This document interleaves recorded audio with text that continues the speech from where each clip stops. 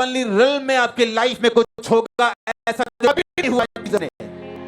आमीन ऊंचे वाला चाहिए ब्रांचेस चर्च। हालेलुया। अब कमर को बांधना जरूरी है, इसीलिए परमेश्वर ने मेरी कमर को कैसे बांधा। मैं ऐसा प्राणी था, कभी भी मैं ये बाइबल नहीं पढ़ता, कुछ भी हो जाए।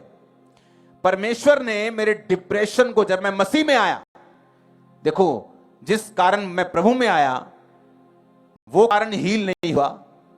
नशे छूट गए, ब्लेसिंग मिलनी शुरू हो गई, पवित्र आत्मा मिल गया, सामर्थ मिलनी शुरू हो गई। अरे जिस काम में वो तो मिला नहीं, और उल्टा 2005 में डिप्रेशन डबल ट्रिपल गुना हो गया। इतना गया था कि मुझे लगता है कि मुझे सुसाइड ही करना पड़ेगा। मसीह में आने के बाद उस डिप्रेशन ने मुझे किया कि मैं बाइबल को पढ़ूं, क्योंकि जब मैं बाइबल को पढ़ता सिर पे ऑयल लगा के, तो मेरा डिप्रेशन कम होना शुरू होता था। हुआ क्या, मुझे 6-6 घंटे बाइबल पढ़नी थी ताकि मेरे अटैक कम हो जाए। और जब मैं बाइबल पढ़ लेता था, वो अटैक कम हो जाते थे, शैतान प्रभु की ड्यूटी खत्म करता था और मैं सोता था। अगले दिन फिर वही चीज, फिर वही डिप्रेशन, फिर बाइबल निकालनी। बड़ा फ्रस्ट्रेशन वाला टाइम था बहुत देर तक।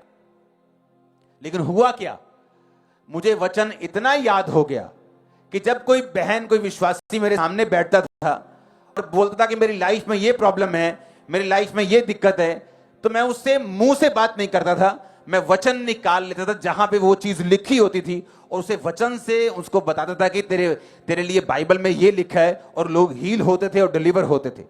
किस तरह से परमेश्वर ने मेरी कमर को कसने के लिए शैतान का इस्तेमाल किया, ताकि मेरी बुद्धि की कमर जो वो कस जाए और परमेश्वर मुझे एक बड़े डिलीवरेंस की ओर ले जाए। ध्यान देना क्या हो, परमेश्वर को परखा गया और 3 बार परमेश्वर क्या लिखा है, कह रहा है लिखा है, तो इसका मतलब है लोगोस। 2 तत्व है, एक है लोगोस, एक है रिमा। लोगोस का मतलब ये वचन जो मेरे हाथ में है, ये सारा वचन लोगोस है। इसे आपके बाइबल जो आपके है, इसे क्या बोलते हैं, लोगोस बोलने पर सीखो। एक होता है रेमा वचन। रेमा वचन वो है कि जो बच्चा आपने पढ़ा है, परमेश्वर एक से उस वचन को जिंदा कर देता है। जैसे मैं वचन रोज पढ़ता था 6 घंटे, ऑप्शन नहीं था मेरे पास। मैं बहुत प्यार करता था उस समय, ऐसा भी नहीं था कि मैं आत्मा में बड़ा बढ़ना चाहता हूं, ऐसा भी नहीं था। जस्ट मेरी हीलिंग हो जाए, इस तरह से खुदा ने मेरी शुरुआत की। और जब हीलिंग हो गई, वो वचन पढ़ना सेम रहा, प्रेयर सेम रही, क्योंकि अब मैं हीलिंग के लिए नहीं, खुदा के प्यार में कर रहा था। लेकिन उस लेवल तक लेके आने के लिए परमेश्वर ने दुखों का और शैतान का इस्तेमाल किया।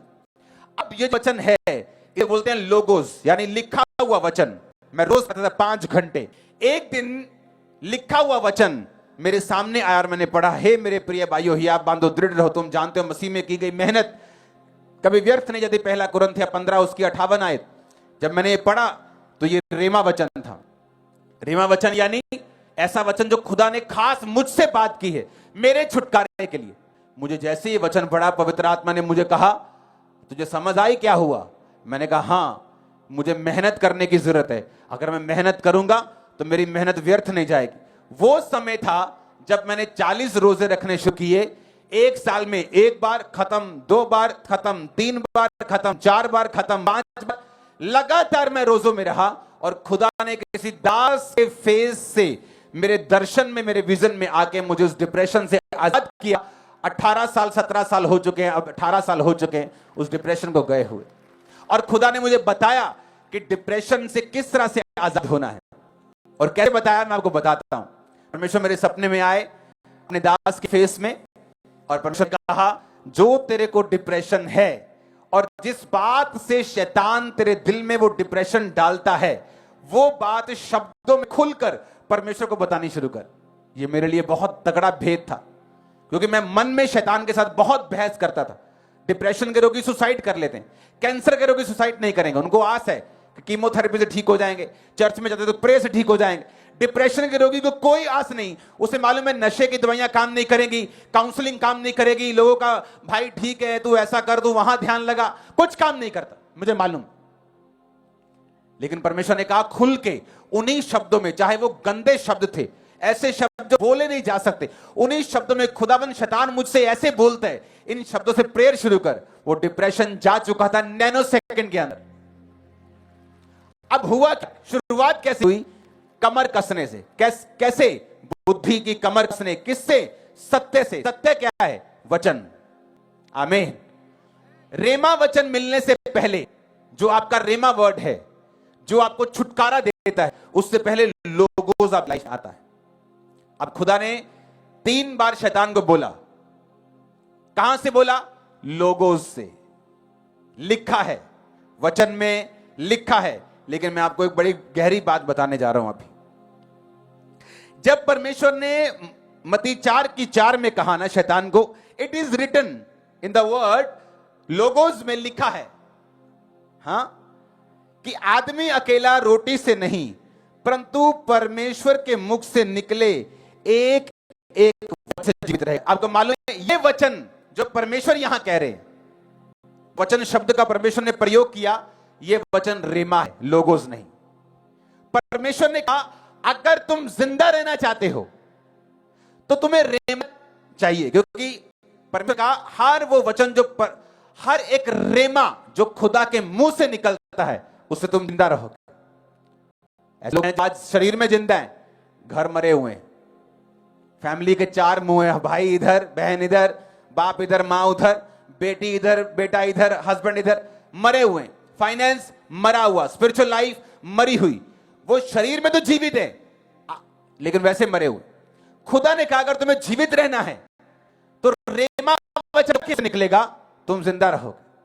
पर रेमा मिलेगा कैसे? जब लोगोस पढ़ा होगा, जब बाइबल पढ़ी होगी, उसी बाइबल के पढ़े हुए वचनों से परमेश्वर किसी दिन उस वचन को रेमा बना देगा जो आपकी लाइफ में काम करेगा। कितनों को मेरी बातें समझ आ रही?